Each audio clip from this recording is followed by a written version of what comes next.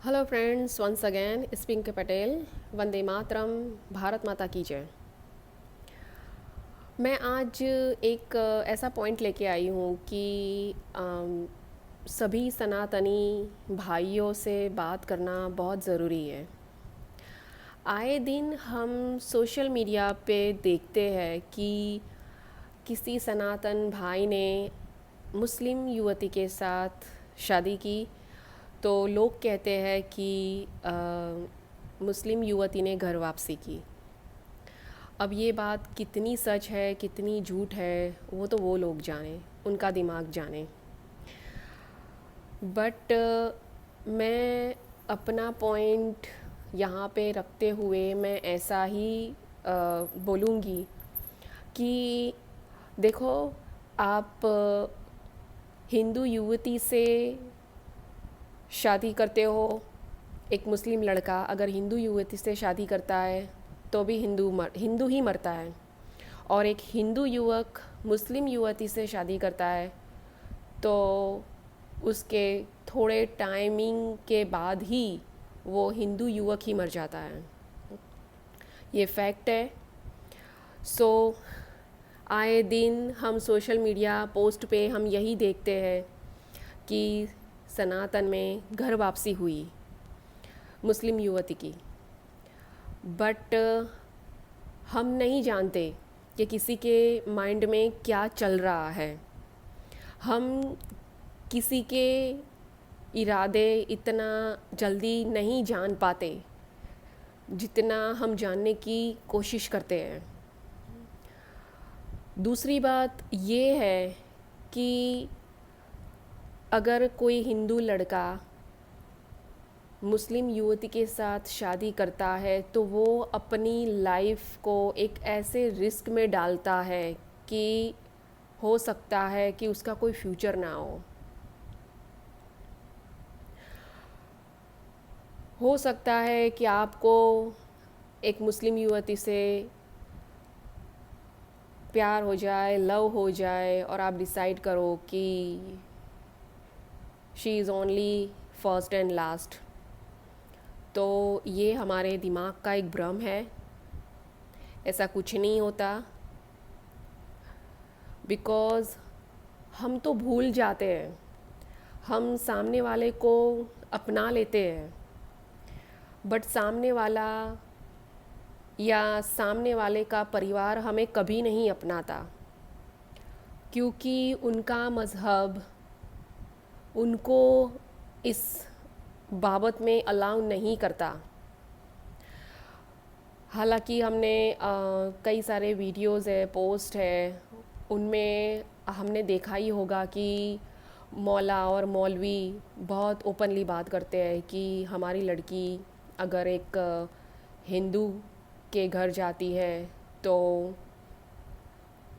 हमें इसके सामने एक्शन लेना ही पड़ता है, क्योंकि हमारी आसमानी किताब में लिखा है।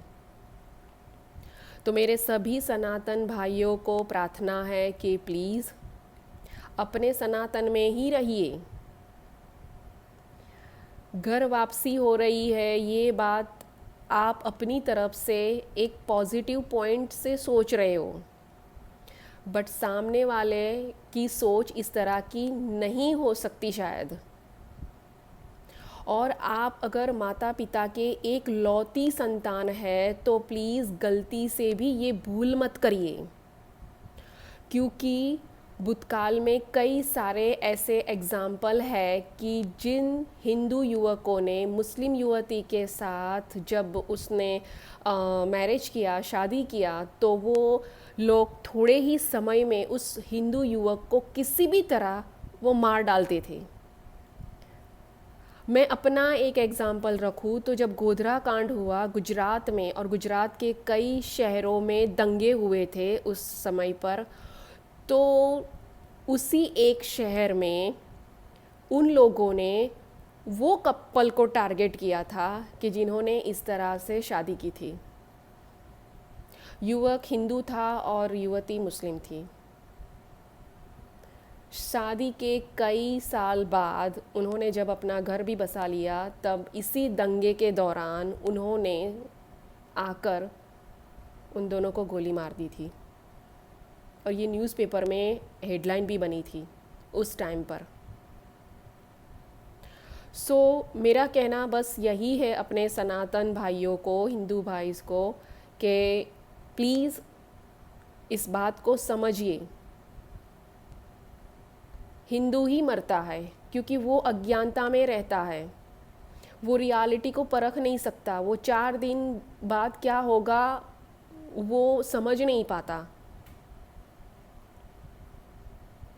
और आगे जाके चलो आप लोगों ने शादी कर भी ली, और जब आपके बच्चे हुए